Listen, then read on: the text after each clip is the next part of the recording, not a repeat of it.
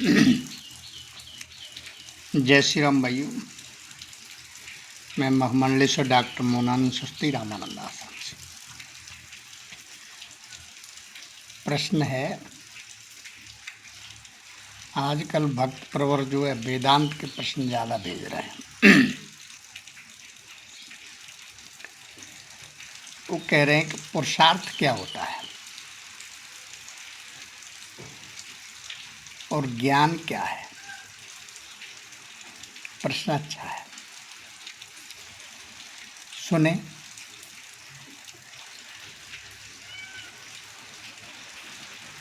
जो पुरुषों की इच्छा है, सारे पुरुषों की, वो पुरुषार्थ है। वो सारे पुरुषों की इच्छा क्या है? दुख नाश और सुख की प्राप्ति। दुख क्या है? जन्मना और मरना, ये सबसे बड़ा दुख है। इसकी निवृत्ति हो, वो पुरुषार्थ है।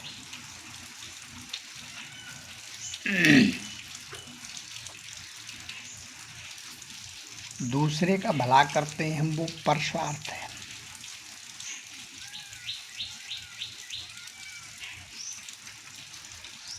और ब्रह्म ज्ञान इस पुरुषार्थ को प्राप्त करने के लिए मुख्य है। ब्रह्म ज्ञान दो प्रकार का होता है, एक परोक्ष और एक अपरोक्ष। ठीक है। अपरोक्ष ज्ञान जो है वो दृढ़ है और परोक्ष ज्ञान अदृढ़ है। अब मैं बताऊं आपको परोक्ष ज्ञान कौन सा है। किताबों से लिया, सत्संग से सुन लिया, साधुओं से सुन लिया और हमने आपको कह दिया, ये परोक्ष ज्ञान है। ये स्थिर नहीं है, जब तक बुद्धि में है तब तक है। और अपरोक्ष ज्ञान वो स्वयं का अनुभव है, आत्मा अनुभव है।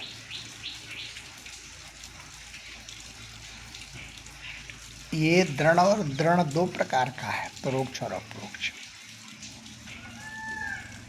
लेकिन ये मोक्ष का मुख्य कारण है, अपरोक्ष ज्ञान। ये निश्चित है।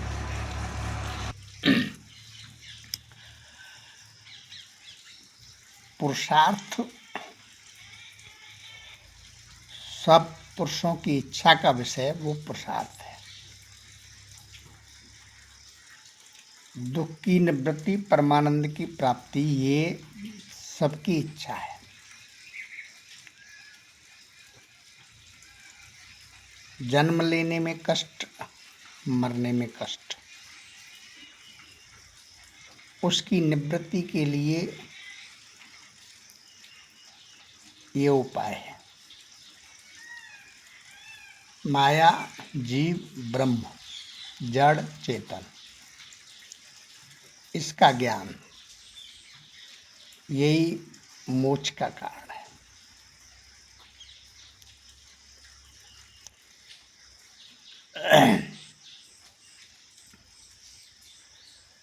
सब दुख की निवृत्ति, परमानंद की प्राप्ति, यही तो मोक्ष है।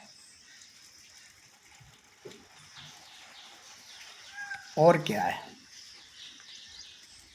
सबसे बड़ा कारण यही है।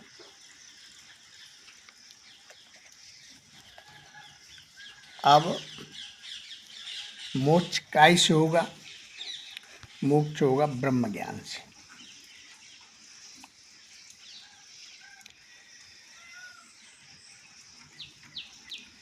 ब्रह्म ज्ञान क्या है?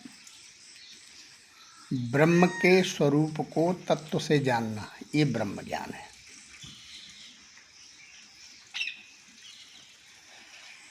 अब ब्रह्म ज्ञान भी परोक्ष और अपरोक्ष दो प्रकार का है।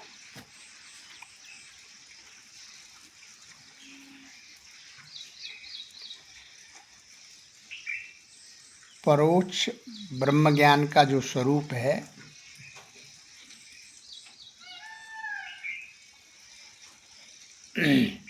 वो ये है, दूसरे के द्वारा दिया हुआ ज्ञान।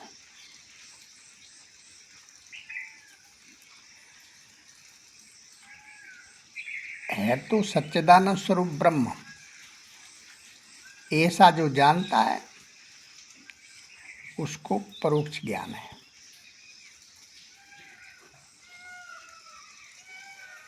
सद्गुरु सदशास्त्रों का अध्ययन, प्रवचन, संत समागम, इनसे इसकी प्राप्ति होती है।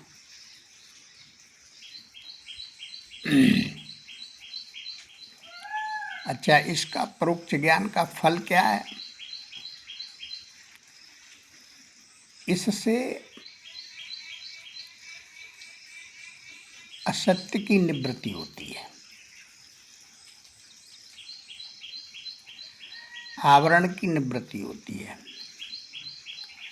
अज्ञान की निवृत्ति होती है।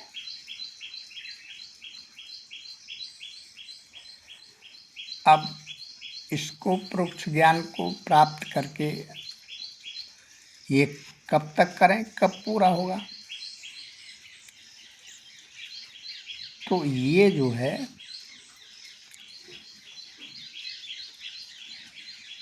वेद के जो महावाक्य हैं उनको गुरु के द्वारा तत्व से समझ जाएगा। तत्वमसि अहम ब्रह्मास्मि प्रज्ञानम ब्रह्म अयम आत्मा ब्रह्म, ये चारों वेदों के 4 वचन हैं।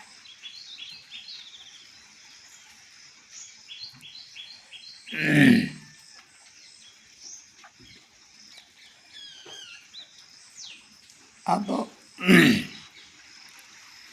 इसमें जो असत्य का आवरण है, सत्तापादक आवरण, उसकी निवृत्ति हो जाती है इससे। इसकी अवधि जो है ब्रह्मनिष्ठ गुरु के सानिध्य से, सत्शास्त्रों के अध्ययन से, ब्रह्म रूप के निर्धारित करके निर्धारण हो गया तो पूरा हो गया। अब आया अपरोक्ष ब्रह्म ज्ञान। इसमें है कि अहम ब्रह्मास्मि, यानी मैं ही ब्रह्म हूँ।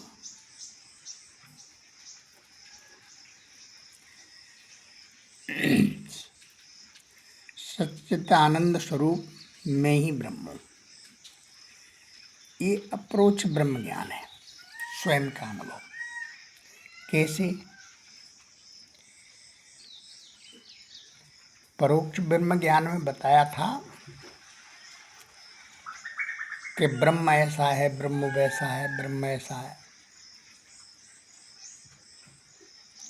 लेकिन इसमें नहीं। इसमें कहा है कि ईश्वर अंश जीव अविनाशी चेतन अमर सहज सुख राशि।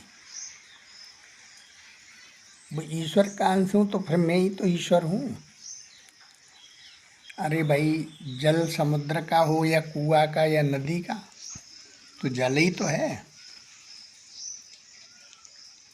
गुरु के मुख से तत्वमसि अहम ब्रह्मास्मि प्रज्ञानम ब्रह्म अयम आत्मा ब्रह्म, इसको तत्व से समझना और स्वयं का अनुभव करना, ये अप्रोच ब्रह्म ज्ञान है। ये दृढ़ और अदृढ़ 2 प्रकार का होता है।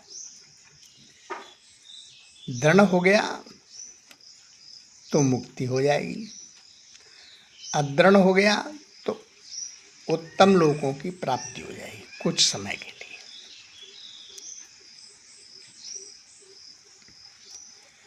अथवा श्रीमान कुल में जन्म हो जाएगा।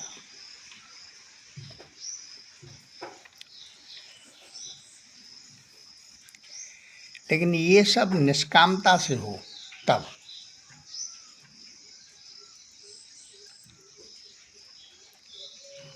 अदृढ़ अप्रोक्ष ब्रह्म ज्ञान की अवधि क्या है,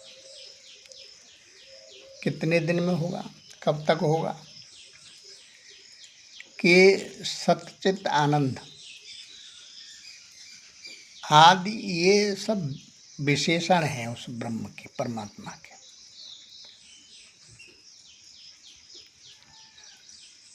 अप्रोक्ष ब्रह्म ज्ञान वो संशय और विपरीत भावना का